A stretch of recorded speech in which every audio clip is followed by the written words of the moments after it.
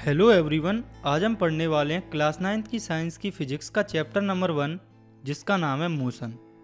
तो ये चैप्टर थोड़ा सा कॉम्प्लिकेटेड चैप्टर है क्योंकि इसके कंसेप्ट स्टार्टिंग में तो थोड़े इजी हैं और बाद में थोड़े से टफ हैं। इसीलिए बच्चे जो हैं वो इस चैप्टर को स्टार्टिंग में तो पढ़ते हैं और बाद में छोड़ देते हैं। इस चैप्टर के अंदर हम काफ़ी बेसिक टॉपिक्स जैसे कि distance, displacement, speed, velocity, acceleration जैसे और भी कई टॉपिक्स की स्टडी करेंगे। हम आज इस चैप्टर को काफ़ी शॉर्ट टाइम में बेस्ट पॉसिबल एनिमेशन की हेल्प से समझेंगे। तो चलिए स्टार्ट करते हैं।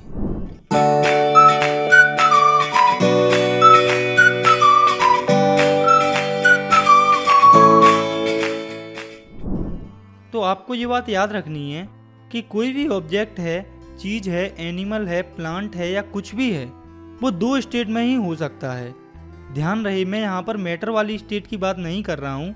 तो कहने का मतलब है कि कोई भी बॉडी दो स्टेट्स में हो सकती है, जो कि है रेस्ट और मोशन, जिन्हें अब हम समझते हैं। तो पहले है रेस्ट। तो जब कोई भी ऑब्जेक्ट अपनी पोजीशन को चेंज नहीं करता टाइम के साथ, तो उस ऑब्जेक्ट की उस पोजीशन को रेस्ट की स्टेट कहते हैं। इसे आप ऐसे समझिए कि यह है कोई ऑब्जेक्ट और इसकी पोजीशन है ये। तो अगर कुछ टाइम बाद इस ऑब्जेक्ट की पोजीशन यही रहती है, वो चेंज नहीं होती, तो हम कह सकते हैं कि वो पर्टिकुलर ऑब्जेक्ट रेस्ट की कंडीशन में है। इसके बाद हमें देखना है दूसरी स्टेट को जिसमें कि कोई ऑब्जेक्ट हो सकता है, वो है मोशन। तो मोशन किसी भी ऑब्जेक्ट की उस कंडीशन को कहा जाता है जब उसकी पोजीशन चेंज हो रही होती है टाइम के साथ। जैसे कि मान लो कि ये कोई ऑब्जेक्ट है और उसकी पोजीशन ये है किसी पर्टिकुलर टाइम पर, और अगर इस ऑब्जेक्ट की पोजीशन टाइम के साथ चेंज हो गई तो हम कह सकते हैं कि ये पर्टिकुलर ऑब्जेक्ट मोशन में है। क्योंकि इस चैप्टर का नाम है मोशन, तो इस चैप्टर में हम मोशन के बारे में ही स्टडी करेंगे। तो आगे हमें देखना है मोशन के टाइप्स को। तो जो मोशन होता है वो मेनली 3 टाइप्स का होता है, जो कि है लीनियर मोशन, सर्कुलेटरी मोशन और ऑस्किलेटरी मोशन। तो लीनियर मोशन जो है वो एक सिंगल लाइन में होता है, वहीं पर जो सर्कुलेटरी मोशन है वो सर्कुलर पाथ पर होता है, जिसमें किसी ऑब्जेक्ट की पोजीशन चेंज हो रही होती है किसी सर्कुलर पाथ में। और तीसरा मोशन है ऑसिलेटरी मोशन। तो ऑसिलेटरी मोशन में जो ऑब्जेक्ट है वो अपनी मेन पोजीशन को आगे या पीछे वाइब्रेट करता है टाइम के साथ, जैसे कि पेंडुलम। तो इस चैप्टर में यहाँ हमें मोशन के सिर्फ पहले टाइप, जो कि ये लीनियर मोशन, उसके बारे में समझना है। बाकी 2 मोशन के जो टाइप हैं उनके बारे में हमें यहाँ इस क्लास में नहीं समझना। तो इसके बाद हमें समझना एक कंसेप्ट को, जो कि है फिजिकल क्वांटिटीज। तो फिजिकल क्वांटिटी किसी भी मटेरियल की ऐसी फिजिकल प्रॉपर्टी होती है जिसे कि मीज़र किया जा सकता है, जैसे कि लेंथ, टाइम एटसेट्रा। और ये जो फिजिकल क्वांटिटी होती हैं वो 2 टाइप्स की होती हैं, जो कि है स्केलर क्वांटिटी और वेक्टर क्वांटिटी। तो स्केलर क्वांटिटी वो क्वांटिटी होती है जिसमें सिर्फ मैग्नीट्यूड होता है, डायरेक्शन नहीं होती। और मैग्नीट्यूड जो है वो पर्टिकुलर वैल्यू होती है। जैसे आप मान लो आपके पास सामान है 15 kg, तो ये जो 15 kg है वो आपका मैग्नीट्यूड हो जाएगा। जैसे कोई हाइट है 179 सेंटीमीटर, तो ये जो 179 सेंटीमीटर है वो उसका मैग्नीट्यूड हो जाएगा। आपको बस ये याद रखना है कि स्केलर क्वांटिटी में सिर्फ मैग्नीट्यूड होता है, उसमें डायरेक्शन नहीं होती है। For example distance, speed etcetera. इसके बाद दूसरी फिजिकल क्वांटिटी है वेक्टर क्वांटिटी। तो ये वो फिजिकल क्वांटिटी होती हैं जिसमें कि मैग्नीट्यूड होता है और साथ साथ डायरेक्शन भी होती है। For example displacement and velocity. तो इन क्वांटिटीज़ के अंदर मैग्नीट्यूड के साथ साथ डायरेक्शन भी होती है। तो अगर हमें वेक्टर क्वांटिटी में यूनिट को लिखना है तो हमें उस यूनिट की मैग्नीट्यूड के साथ डायरेक्शन भी लिखना पड़ती है। फॉर एग्जाम्पल कोई डिस्प्लेसमेंट है 46 मीटर ईस्ट, मतलब कि जो डिस्प्लेसमेंट है वो 46 मीटर है ईस्ट डायरेक्शन की तरफ। तो ये तो थी फिजिकल क्वांटिटीज़ के 2 टाइप। इसके बाद हमें देखना है कि मोशन के अंदर हमें किन फिजिकल क्वांटिटीज़ की स्टडी करना है। तो हमें यहाँ पर distance, displacement, speed, velocity, acceleration जैसी 5 फिजिकल क्वांटिटीज़ के बारे में समझना है। इसके बाद हमें समझना है यूनिफॉर्म मोशन और नॉन यूनिफॉर्म मोशन में ग्राफ्स के थ्रू। और लास्ट में हम समझेंगे इस चैप्टर के सबसे इम्पोर्टेंट टॉपिक को, जो कि है इक्वेशन ऑफ मोशन। तो चलिए स्टार्ट करते हैं डिस्टेंस से। तो it is the total length of the actual path followed by an object. मतलब किसी भी ऑब्जेक्ट की जो टोटल फॉलोड लेंथ होती है उसे डिस्टेंस कहते हैं, और इसकी ऐसा यूनिट होती है मीटर। और ये एक स्केलर क्वांटिटी होती है। इसके साथ ये हमेशा पॉजिटिव होती है, ये कभी नेगेटिव नहीं हो सकती। जैसे कि आप देखिए कि ये है एक स्केल। तो आप मान लो कि कोई ऑब्जेक्ट है, वो यहाँ से चलता है पॉइंट ओ से, और पहले वो जाता है 80 मीटर यहाँ तक, और फिर वो वहाँ से वापस आता है 50 मीटर। तो अब आपको ये बताना है कि ये ऑब्जेक्ट टोटल कितनी डिस्टेंस चला। तो आपको ये बात याद रखना है कि ऑब्जेक्ट किसी भी डायरेक्शन में जाए, जो डिस्टेंस होती है वो हमेशा बढ़ती है। तो इसलिए यहाँ पर डिस्टेंस होगी ये 80 मीटर, और 80 से 50 मीटर तक वापस आने में ऑब्जेक्ट ने ट्रेवल की 30 मीटर डिस्टेंस। तो ऐसे ही हमारी टोटल डिस्टेंस हो जाएगी 110 मीटर।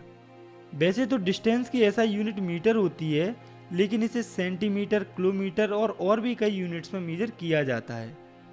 इसके बाद हमें समझना है डिस्प्लेसमेंट को। तो the shortest distance between initial position and final position is called displacement. मतलब कि इनिशियल पोजीशन और फाइनल पोजीशन के बीच में जो शॉर्टेस्ट डिस्टेंस होती है, उसे हम डिस्प्लेसमेंट कहते हैं। इसे आप ऐसे समझिए कि कोई दो पॉइंट हैं, पॉइंट ए और बी। तो ए से बी तक जाने के कई रास्ते होंगे, लेकिन ए से बी तक जाने के लिए जो शॉर्टेस्ट डिस्टेंस होगी, उसे ही हम डिस्प्लेसमेंट कहते हैं। इसकी भी ऐसा यूनिट मीटर ही होती है, और इसे भी सेंटीमीटर और किलोमीटर में मेजर किया जाता है। और ये जो डिस्प्लेसमेंट है वो वेक्टर क्वांटिटी होती है। मतलब डिस्प्लेसमेंट के अंदर मैग्नीट्यूड के साथ साथ डायरेक्शन भी होती है। और इसका मेन पॉइंट है कि डिस्प्लेसमेंट जो है वो पॉजिटिव हो सकता है, निगेटिव हो सकता है और जीरो भी हो सकता है। और ये कैसे होता है ये भी हम देख लेते हैं। तो मान लो कि 3 पॉइंट हैं, ए, बी और सी, और कोई ऑब्जेक्ट रखा हुआ है पॉइंट बी पर। तो उस ऑब्जेक्ट को पॉइंट सी पर जाना है, और पॉइंट ए, बी और सी में डिफरेंस है 10-10 मीटर का। तो जब ऑब्जेक्ट पॉइंट बी से पॉइंट सी पर जाएगा, तब उसकी डिस्प्लेसमेंट होगी 10 मीटर्स, क्योंकि इनके बीच में शॉर्टेस्ट डिस्टेंस यही है। तो आप देखिए, इस केस में डिस्प्लेसमेंट जो है वो पॉजिटिव होगा। और आप मान लो कि ये ऑब्जेक्ट जो पॉइंट बी से पॉइंट सी की तरफ गया है, उसे वापस अगर पॉइंट बी पर आना है, तो इस केस में जो डिस्प्लेसमेंट है वो जीरो हो जाएगा, क्योंकि इसकी इनिशियल पोजीशन और फाइनल पोजीशन सेम ही हो जाएगी। और अगर यही ऑब्जेक्ट पहले बी से सी जाए और फिर सी से वापस ए पॉइंट पे आए, तो इस केस में जो डिस्प्लेसमेंट है वो नेगेटिव हो जाएगी, क्योंकि यहाँ पर जो ऑब्जेक्ट है वो अपनी इनिशियल पोजीशन से काफ़ी उल्टी डायरेक्शन में आ गया है। इसीलिए इस केस में डिस्प्लेसमेंट जो है वो नेगेटिव हो जाएगी। तो डिस्टेंस और डिस्प्लेसमेंट को समझने के बाद अब हम देखते हैं इनके बीच में डिफरेंसेस को। तो इनका पहला डिफरेंस है कि डिस्टेंस होती है किसी भी ऑब्जेक्ट की एक्चुअल पाथ ट्रेवल्ड, और वहीं पर डिस्प्लेसमेंट होती है इनिशियल पॉइंट और फाइनल पॉइंट के बीच में शॉर्टेस्ट डिस्टेंस। और इसी के साथ डिस्टेंस एक स्केलर क्वांटिटी होती है, वहीं पर डिस्प्लेसमेंट एक वेक्टर क्वांटिटी होती है। और इसका तीसरा पॉइंट है कि डिस्टेंस हमेशा पॉजिटिव होती है और ये कभी भी नेगेटिव नहीं होती। और वहीं पर जो डिस्प्लेसमेंट होती है वो पॉजिटिव हो सकती है, जीरो हो सकती है या नेगेटिव भी हो सकती है। तो ये थे कुछ बेसिक पॉइंट इनके डिफरेंसेस के, जो कि हम पहले ही पढ़ चुके थे। तो डिस्टेंस और डिस्प्लेसमेंट को समझने के बाद अब हम समझते हैं दो और फिजिकल क्वांटिटीज़ को, जो कि हैं स्पीड और वेलोसिटी। तो पहले हम समझते हैं स्पीड के बारे में। तो स्पीड होती है distance travelled by a body per unit time. मतलब कि पर यूनिट टाइम में कोई भी बॉडी जितनी डिस्टेंस ट्रेवल करती है उसे स्पीड कहा जाता है। तो स्पीड होती है डिस्टेंस पर यूनिट टाइम। हम इसे ऐसे भी लिख सकते हैं, speed equals to distance upon time. और यही स्पीड का फॉर्मूला भी होता है, और इसी फॉर्मूले से हम स्पीड की यूनिट भी निकाल लेंगे। तो यहाँ पर डिस्टेंस की यूनिट होती है मीटर और टाइम की यूनिट होती है सेकंड। तो यहाँ से स्पीड की यूनिट आ जाएगी मीटर पर सेकंड। इसमें दूसरा पॉइंट है कि ये एक स्केलर क्वांटिटी होती है। मतलब स्पीड के अंदर सिर्फ मैग्नीट्यूड होता है, इसके अंदर डायरेक्शन नहीं होती है। और इसके साथ ये जो स्पीड होती है वो हमेशा पॉजिटिव होती है, या फिर जीरो हो सकती है जब ऑब्जेक्ट रेस्ट में हो, लेकिन ये कभी भी नेगेटिव नहीं हो सकती। इसके बाद हमें समझना है मोशन से रिलेटेड तीसरी फिजिकल क्वांटिटी को, जो कि है वेलोसिटी। तो it is the distance travelled by a body per unit time in a particular direction, और it is the displacement travelled per unit time, और simply we can say that it is the speed with direction. मतलब कि velocity होती है displacement travelled per unit time. मतलब कि कोई भी ऑब्जेक्ट पर यूनिट टाइम में जो डिस्प्लेसमेंट ट्रेवल करता है उसे वेलोसिटी कहते हैं। या फिर सिंपली हम कह सकते हैं कि ये स्पीड होती है डायरेक्शन के साथ। तो हम लिख सकते हैं velocity equals to displacement upon time, और इसकी यूनिट हो जाएगी मीटर पर सेकंड। और ये जो वेलोसिटी होती है वो वेक्टर क्वांटिटी होती है, मतलब वेलोसिटी में डायरेक्शन भी होती है। और इसका तीसरा पॉइंट है it can be positive, negative and zero, मतलब कि वेलोसिटी जो है वो पॉजिटिव भी हो सकती है, नेगेटिव भी हो सकती है और जीरो भी हो सकती है। और वेलोसिटी पॉजिटिव तब होती है जब डिस्प्लेसमेंट पॉजिटिव होता है, नेगेटिव तब होती है जब डिस्प्लेसमेंट नेगेटिव होता है, और जीरो तब होती है जब डिस्प्लेसमेंट जीरो होता है।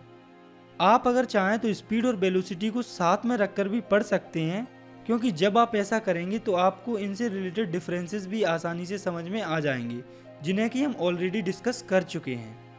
इसके बाद आगे हमें समझना है एवरेज स्पीड और एवरेज वेलोसिटी को। तो पहले है एवरेज स्पीड। तो अगर हमें 2 या 2 से ज़्यादा स्पीड दी गई हैं और हमें पूरी डिस्टेंस के लिए कोई एक स्पीड निकालनी है, तो उस केस में हम एवरेज स्पीड ही निकालते हैं। और इसका फॉर्मूला होता है average speed equals to total distance upon total time. और एवरेज वेलोसिटी हम तब निकालते हैं जब हमें 2 या 2 से ज़्यादा वेलोसिटीज दी हुई हो। और एवरेज वेलोसिटी का फॉर्मूला होता है initial velocity plus final velocity upon 2। इसको और अच्छे से समझने के लिए हम एवरेज स्पीड और एवरेज वेलोसिटी पर बेस्ड एनसीईआरटी के न्यूमेरिकल्स को प्रैक्टिस करेंगे। तो ये है आपकी एनसीईआरटी का न्यूमेरिकल नंबर 7.1। तो इस न्यूमेरिकल में एक ऑब्जेक्ट है जो पहले 16 मीटर ट्रेवल कर रहा है 4 सेकेंड में और दूसरे 16 मीटर ट्रेवल कर रहा है 2 सेकेंड में। हमें इस ऑब्जेक्ट की एवरेज स्पीड को निकालना है। तो हम जानते हैं कि average speed equals to total distance upon total time. तो टोटल डिस्टेंस हमारे पास है 16 meter plus 16 meter equals to 32 meter, और टोटल टाइम हमारे पास है 4 second plus 2 second equal to 6 second. तो यहाँ से हमारी एवरेज स्पीड आ जाएगी 5.33 मीटर पर सेकेंड। इसके बाद है एनसीईआरटी का एग्जाम्पल नंबर 7.3, जिसमें ऊषा एक 90 मीटर के पूल में तैर रही है। तो ऊषा 1 मिनट में 180 मीटर कवर करती है, जिसमें वो एक एंड से दूसरे एंड में जाती है और फिर वापस उसी एंड में आ जाती है। तो इस केस में हमें ऊषा की एवरेज स्पीड और एवरेज वेलोसिटी दोनों को फाइंड करना है। तो पहले हम देखते हैं इस क्वेश्चन में हमें गिवन क्या क्या है। तो हमें इसमें टोटल टाइम दिया है 1 मिनट, जिसे हम सेकेंड्स में कन्वर्ट करेंगे तो वो 60 सेकेंड हो जाएगा। और इस क्वेश्चन में हमें डिस्टेंस दी हुई है 180 मीटर। और बात करें डिस्प्लेसमेंट की, तो यहाँ वो 0 होगी, क्योंकि इस केस में इनिशियल और फाइनल पॉइंट एक ही है, क्योंकि ऊषा जिस पॉइंट से चली थी वापस उसी पॉइंट पे आ रही है, इसीलिए उसकी जो डिस्प्लेसमेंट है वो यहाँ पर 0 होगी। तो पहले हम निकालते हैं एवरेज स्पीड को। तो एवरेज स्पीड होती है total distance covered upon total time taken. तो यहाँ पर टोटल डिस्टेंस दी हुई है 180 मीटर और टाइम है 1 मिनट यानी कि 60 सेकेंड। तो यहाँ से एवरेज स्पीड आ जाएगी 3 मीटर पर सेकेंड। और बात करें एवरेज वेलोसिटी की, तो वो होती है total displacement upon total time. तो इस केस में डिस्प्लेसमेंट 0 है, तो एवरेज वेलोसिटी भी 0 ही हो जाएगी। तो इस क्वेश्चन में एवरेज स्पीड होगी 3 मीटर पर सेकेंड और एवरेज वेलोसिटी होगी 0 मीटर पर सेकेंड। इसके बाद हमें देखना है टाइप्स ऑफ मोशन को। तो मोशन मेनली 2 टाइप्स का होता है, जो कि है यूनिफॉर्म मोशन और नॉन यूनिफॉर्म मोशन। तो जब कोई बॉडी इक्वल डिस्टेंस ट्रेवल करती है इक्वल इंटरवल ऑफ टाइम में, तो उस मोशन को हम यूनिफॉर्म मोशन कहते हैं। फॉर एग्जाम्पल आप इसे ऐसे समझिए कि कोई बस है, वो अगर 600 मीटर डिस्टेंस कवर करती है 1 मिनट में, और अगर ये बस अगले 1 मिनट में भी 600 मीटर डिस्टेंस कवर करती है, और ऐसे ही हर एक 1 मिनट में ये बस 600 मीटर डिस्टेंस कवर करती है, तो हम कह सकते हैं कि ये जो बस है वो यूनिफॉर्म मोशन में मूव कर रही है।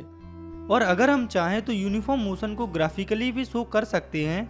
तो यूनिफॉर्म मोशन का ग्राफ कुछ ऐसा होगा, इसमें यह है एक्स एक्सिस और यह है वाई एक्सिस।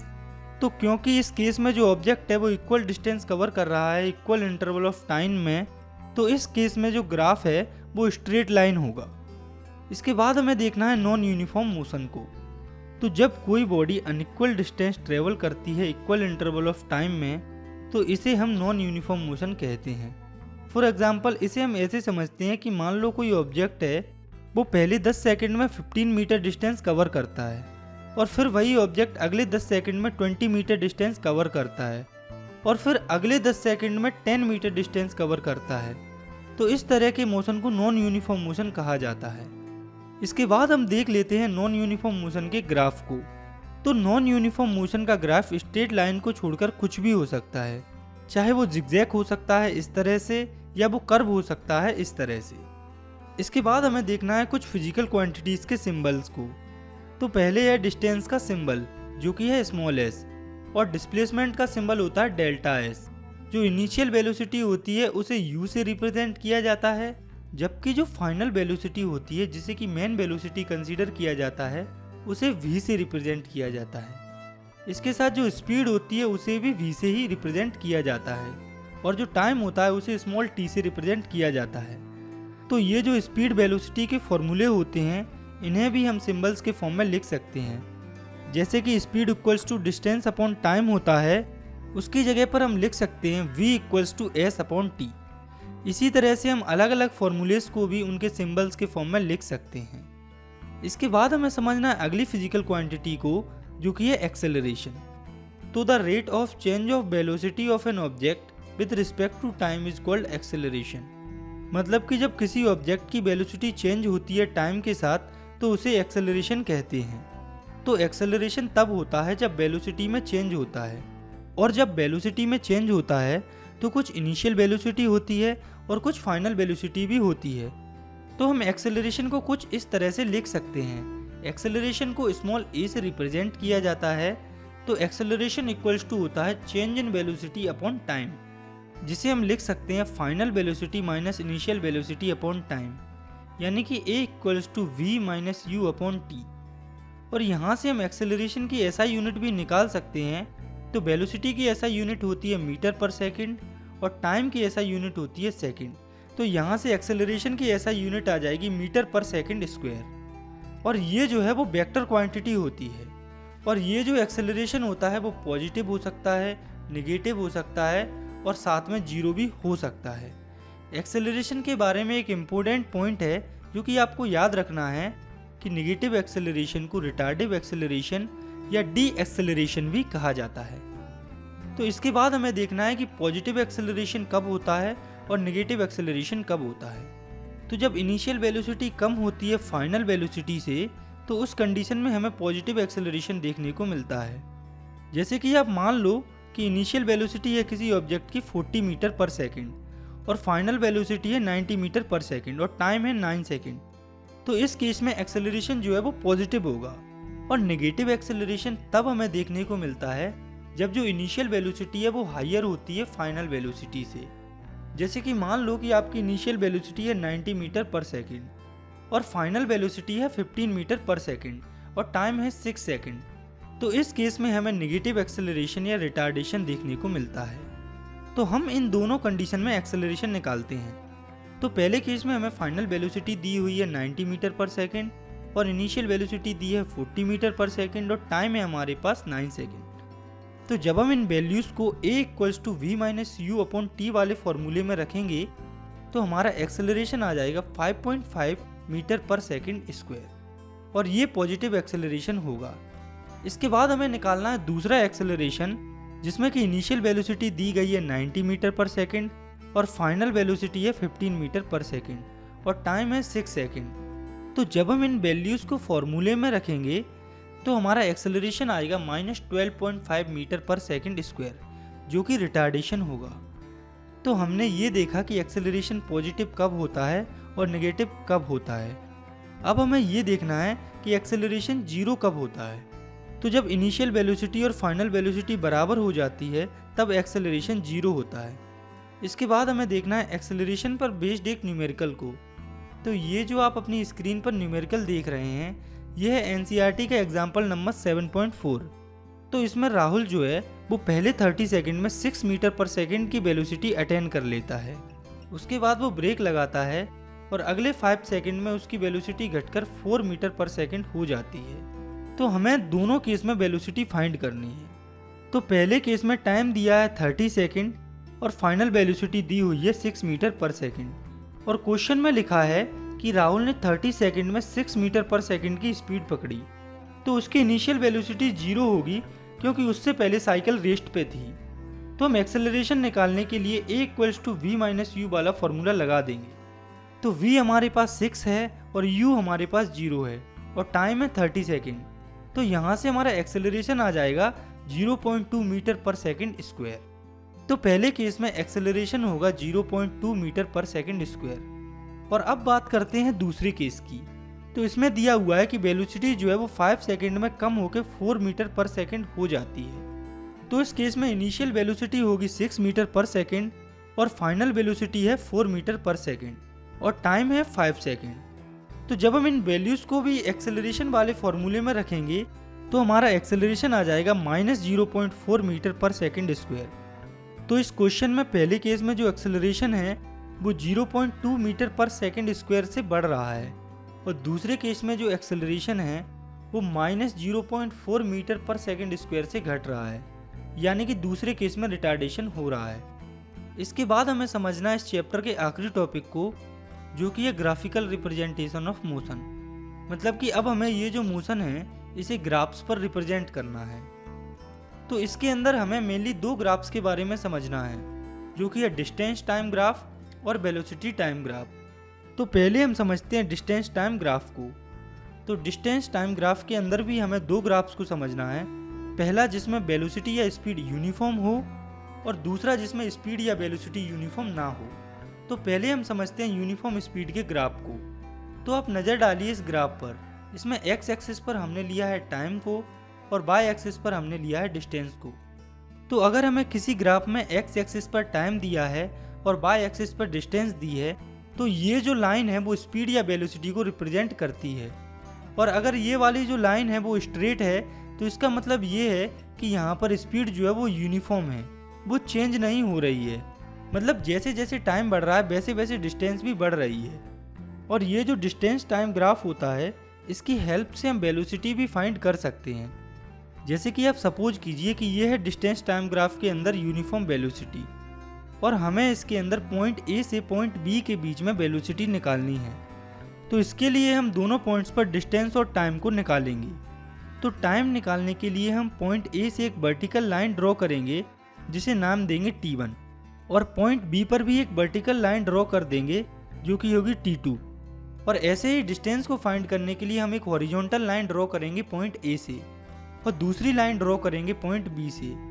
तो पॉइंट ए से पॉइंट बी की वेलोसिटी निकालने के लिए हम इन दोनों पॉइंट्स के बीच में टाइम और डिस्टेंस निकाल लेंगे। तो आप देखिए, अगर हम T2 में से T1 को माइनस कर देंगे तो हमें A से बीच की टाइमिंग का पता चल जाएगा। और ऐसे ही अगर हम S2 में से S1 को माइनस कर देंगे तो हमें A से B के बीच की डिस्टेंस मिल जाएगी। और अगर आपको इसमें अब भी कोई कन्फ्यूजन है तो आप इसे ऐसे समझिए कि हमें यहाँ से यहाँ तक की डिस्टेंस निकालनी है। तो इसके लिए हम ये जो डिस्टेंस है इससे ये वाली डिस्टेंस को माइनस कर देंगे। ऐसे ही यहाँ से यहाँ तक टाइम निकालने के लिए हम यहाँ तक टाइम से यहाँ तक टाइम को माइनस कर देंगे। तो इस हिसाब से हमारी स्पीड या वेलोसिटी का फॉर्मूला हो जाएगा। तो स्पीड इक्वल्स टू होता है डिस्टेंस अपॉन टाइम। तो डिस्टेंस है यहाँ पर S2 माइनस S1 और टाइम है हमारे पास T2 माइनस T1। तो यहाँ से हमारे पास स्पीड का नया फॉर्मूला आ जाएगा जो कि है V equals to S2 minus S1 upon T2 minus T1। इसके बाद आप देखिए इस ग्राफ को। तो ये है distance time graph non uniform motion के लिए।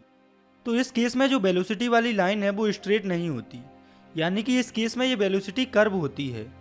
लेकिन इन दोनों केस में वेलोसिटी को निकालने के लिए ये वाला फॉर्मूला यूज होता है। तो ये तो बात हुई डिस्टेंस टाइम ग्राफ की। आगे हमें समझना है वेलोसिटी टाइम ग्राफ को। तो जो वेलोसिटी टाइम ग्राफ होता है उसके स्लोप से हमें एक्सेलरेशन देखने को मिलता है। वेलोसिटी टाइम ग्राफ को हम दो पार्ट्स में समझेंगे, जो कि है यूनिफॉर्म मोशन, दूसरा हम समझेंगे यूनिफॉर्म एक्सेलरेटेड मोशन में। तो पहले हम देखते हैं इस ग्राफ को यूनिफॉर्म मोशन में।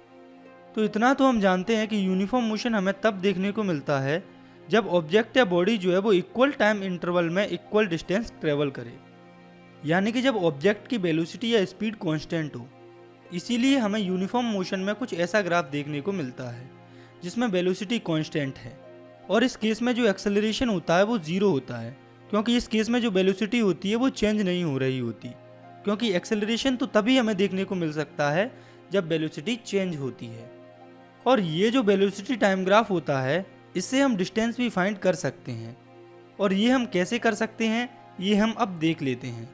तो आप सपोज कीजिए कि कोई ऑब्जेक्ट है वो यूनिफॉर्म मोशन में मूव कर रहा है और हमें यहाँ पर इस पॉइंट से इस पॉइंट की डिस्टेंस पता करनी है।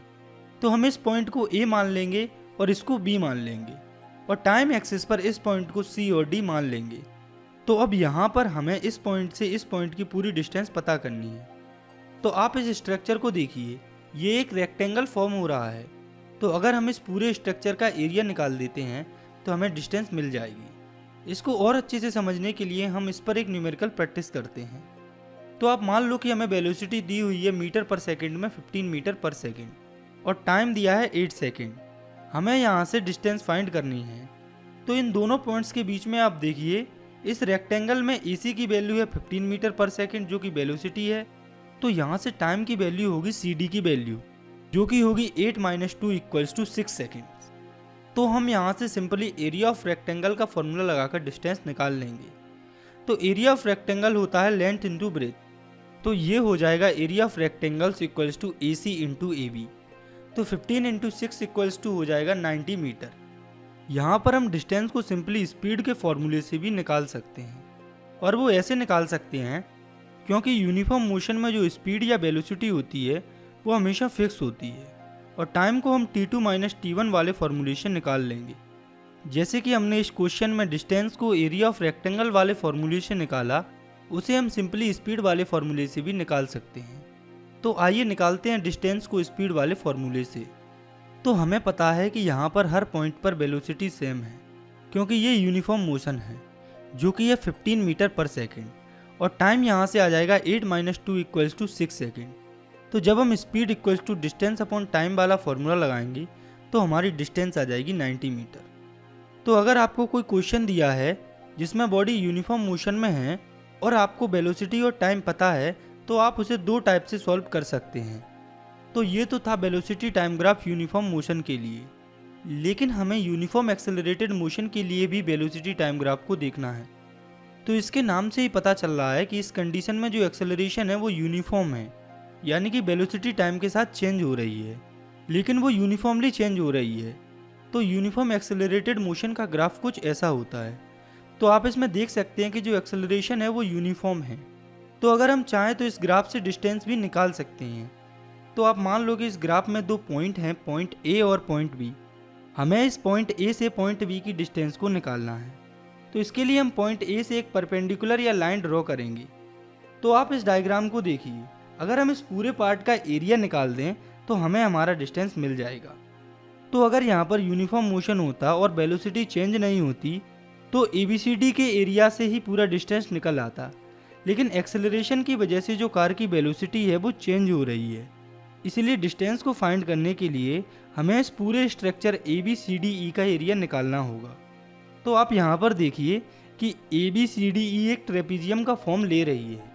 तो हमारी कैलकुलेशन को इजी बनाने के लिए हम A पॉइंट से एक लाइन ड्रॉ करेंगे, बिल्कुल स्ट्रेट, जिसे हम E नाम देंगे। तो AE का मैग्नीट्यूड बराबर होगा BC के। तो आप देखिए ABCDE में दो स्ट्रक्चर फॉर्म हो रही हैं, जिसमें से एक है रेक्टेंगल AECD, एक है ट्रायंगल ABE। तो अगर हम इन दोनों के एरिया को एक साथ निकाल कर जोड़ दें तो हमें हमारा डिस्टेंस मिल जाएगा। तो area of ABCDE equals to हो जाएगा area of triangle ABE plus area of rectangle AECD, जो कि होगा AC into CD plus 1/2 into AE into BE।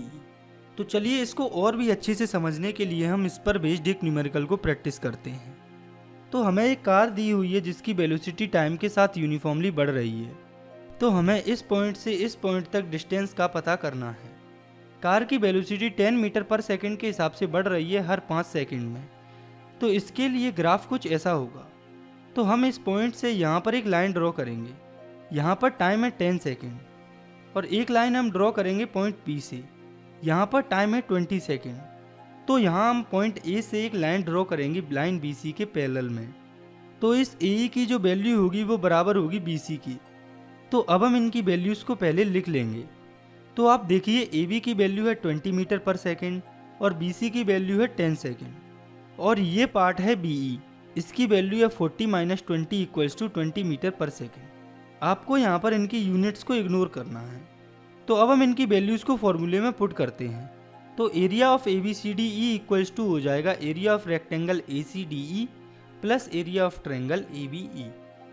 तो AC into CD plus 1/2 into BE into AE, जिनकी वैल्यूज़ हैं 20 into 10 plus 1/2 into 20 into 10। तो जब हम इस इक्वेशन को सॉल्व करेंगे तो हमारा एरिया आएगा ABCDE का 300 मीटर, और ये जो एरिया है वही डिस्टेंस होगा। तो इसको और अच्छे से समझने के लिए आप इस पर कुछ न्यूमेरिकल्स को प्रैक्टिस कर सकते हैं।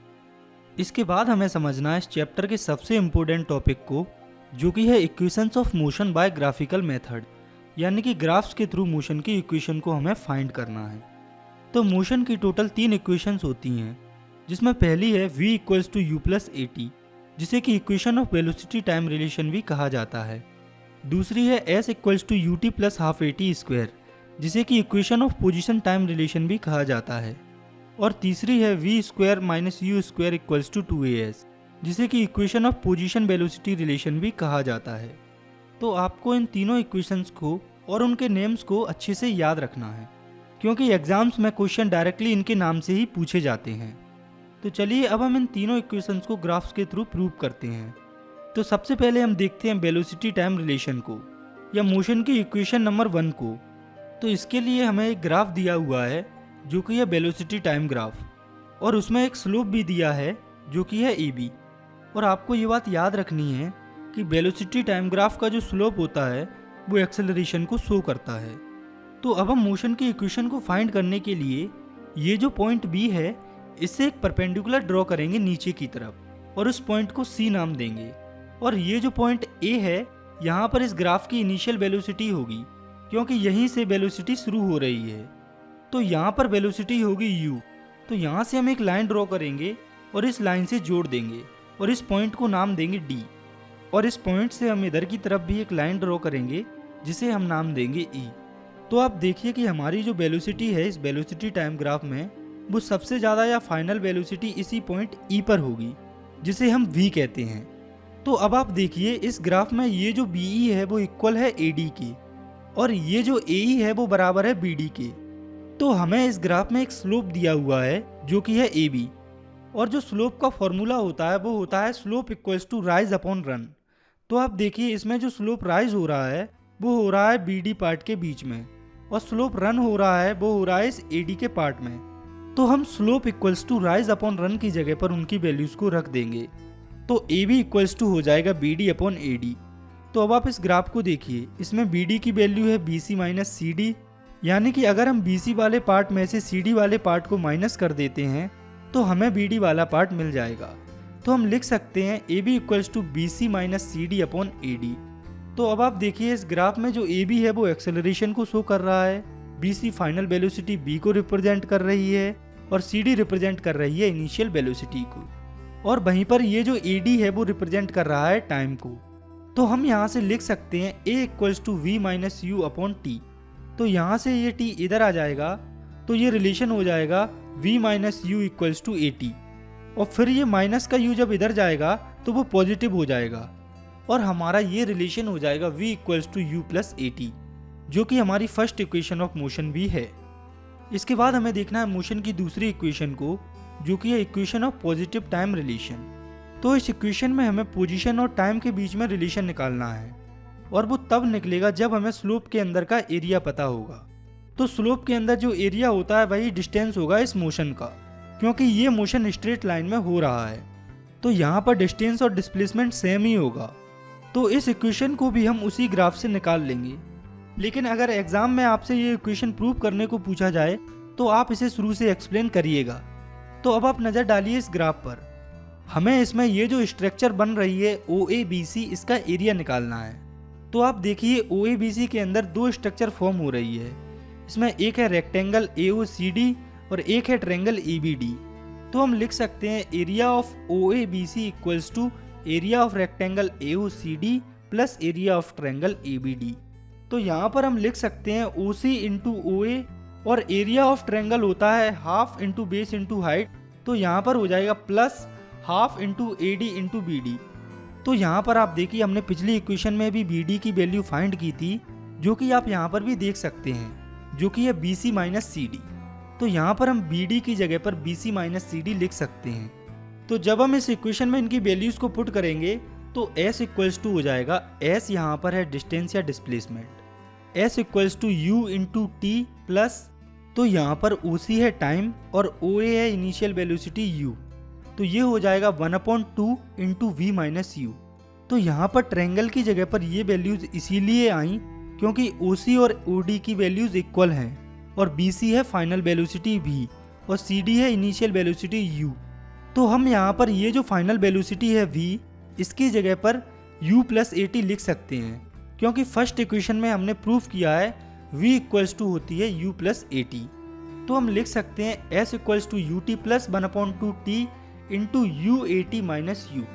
तो जब हम इस इक्वेशन को सॉल्व करेंगे तो हमारी डिस्टेंस आ जाएगी ut plus half AT square, जो कि सेकेंड इक्वेशन ऑफ मोशन होती है, जिसे पोजीशन टाइम रिलेशन इक्वेशन भी कहा जाता है। तो इसके बाद हमें समझना है मोशन की तीसरी इक्वेशन को, जिसे कि पोजीशन वेलोसिटी रिलेशन भी कहा जाता है। तो इसमें भी हमें स्लोप के अंदर एरिया को फाइंड करना है। तो आप देखिए इस ग्राफ को, इसमें भी हमें OABC का एरिया ही निकालना है और स्लोप के अंदर का एरिया होता है डिस्प्लेसमेंट।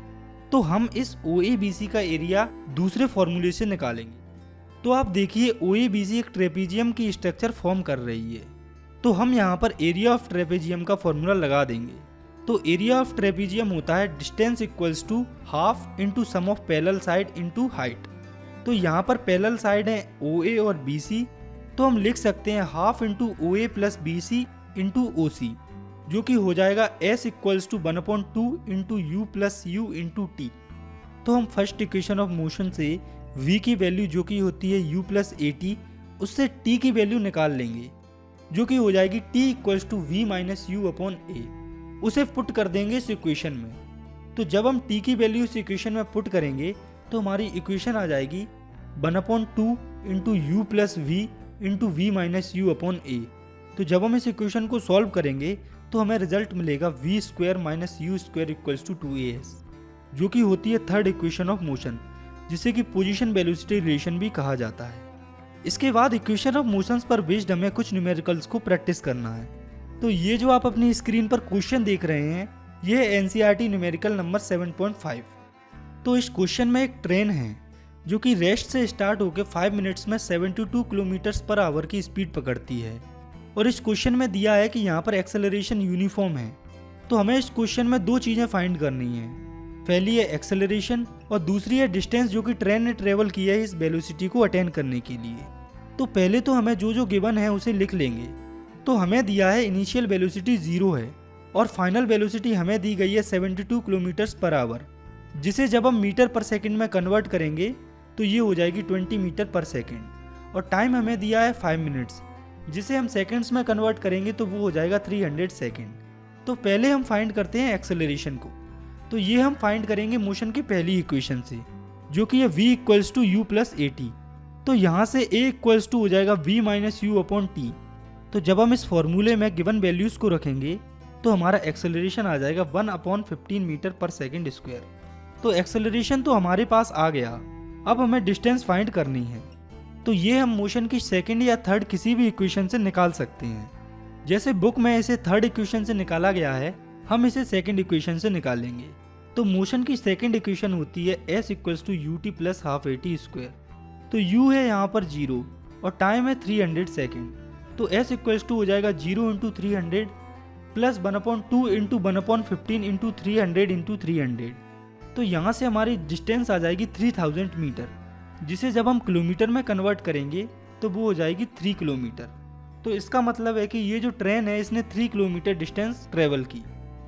इसके बाद हमें देखना है एक और न्यूमेरिकल को, जो कि है NCERT का न्यूमेरिकल नंबर 7.6।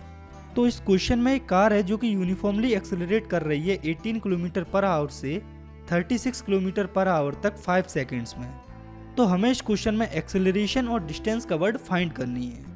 तो पहले हम लिखेंगे जो हमें गिवन है। तो हमें इनिशियल वेलोसिटी दी हुई है u equals to 18 kilometer per hour, जिसे जब हम मीटर पर सेकंड में कन्वर्ट करेंगे तो वो हो जाएगी 5 मीटर पर सेकंड, और फाइनल वेलोसिटी हमें दी हुई है 36 किलोमीटर पर आवर, और इसे भी जब हम मीटर पर सेकंड में कन्वर्ट करेंगे तो वो हो जाएगी 10 मीटर पर सेकंड, और टाइम हमें दिया हुआ है 5 सेकंड। तो पहले हम फर्स्ट इक्वेशन ऑफ मोशन से एक्सेलरेशन फाइंड कर लेंगे। तो v इक्वल्स टू होता है u प्लस AT। तो यहाँ से एक्सेलरेशन इक्वल्स टू हो जाएगा v minus you upon T. तो जब हम इस फॉर्मूले में गिवन वैल्यूज़ को पुट करेंगे तो हमारा एक्सेलरेशन आ जाएगा 1 मीटर पर सेकेंड स्क्वायर। और इसके बाद हमें डिस्टेंस फाइंड करनी है। तो डिस्टेंस को हम मोशन की सेकेंड या थर्ड किसी भी इक्वेशन से फाइंड कर सकते हैं। जैसे हम यहाँ मोशन की तीसरी इक्वेशन से डिस्टेंस को निकालेंगे। तो मोशन की तीसरी इक्वेशन होती है V square minus U square equals to 2as। तो यहाँ से s इक्वल्स टू हो जाएगा V square minus U square upon 2a। तो हम लिख सकते हैं 10 square minus 5 square upon 2 into 1। तो जब हम इस इक्वेशन को सॉल्व करेंगे तो हमारी डिस्टेंस आ जाएगी 37.5 मीटर। इसके बाद हमें समझना है इस चैप्टर के आखिरी टॉपिक को, जो कि है यूनिफॉर्म सर्कुलर मोशन। तो जब कोई ऑब्जेक्ट मूव करता है किसी सर्कुलर पाथ पर और वो इक्वल इंटरवल ऑफ टाइम में इक्वल डिस्टेंस कवर करता है सर्कल के सरकमफेरेंस में, तो इस तरह के मोशन को यूनिफॉर्म सर्कुलर मोशन कहा जाता है। और इसके बाद हम देखेंगे कि हम सर्कुलर मोशन में डिस्टेंस या स्पीड कैसे निकालते हैं। तो आप मान लो ये है एक सर्कुलर पाथ जिसका सेंटर है O और रेडियस है R। तो अगर कोई ऑब्जेक्ट यहाँ से चलता है और वो यहीं पर वापस आ जाता है तो उसने कितनी डिस्टेंस कवर की। तो जब ये चक्कर पूरा हो जाता है तब जो है कोई ऑब्जेक्ट सरकमफेरेंस ऑफ सर्कल के बराबर डिस्टेंस कवर कर लेता है। तो सरकमफेरेंस ऑफ सर्कल होता है 2 पाई r, यानी कि सर्कल का एक चक्कर लगाने में कितनी डिस्टेंस कवर होती है 2 पाई r। और अगर आपको पाई की वैल्यू पता नहीं है तो वो भी आप याद रखें, जो कि होती है 22/7 या 3.14। तो 2 पाई r ये तो था सर्कल की डिस्टेंस निकालने का फॉर्मूला। इसके बाद हमें देखना सर्कल के अंदर स्पीड का फॉर्मूला। तो इसके लिए हम simply speed equals to distance upon time वाला फॉर्मूला लगा देते हैं। तो स्पीड इक्वल्स टू हो जाएगा डिस्टेंस अपॉन टाइम, जो कि हो जाएगा 2 पाई r अपॉन टाइम। तो इसी के साथ हमारा ये जो चैप्टर है वो यहाँ पर ख़त्म होता है। आई होप आपको अच्छे से समझ में आया होगा। अगर ये वीडियो पसंद आई है तो आप इसे लाइक कर सकते हैं और साथ ही अगर आप चाहें तो इस चैनल को भी सब्सक्राइब कर सकते हैं। तो मिलते हैं नेक्स्ट वीडियो में, तब तक के लिए thanks for watching, take care, bye.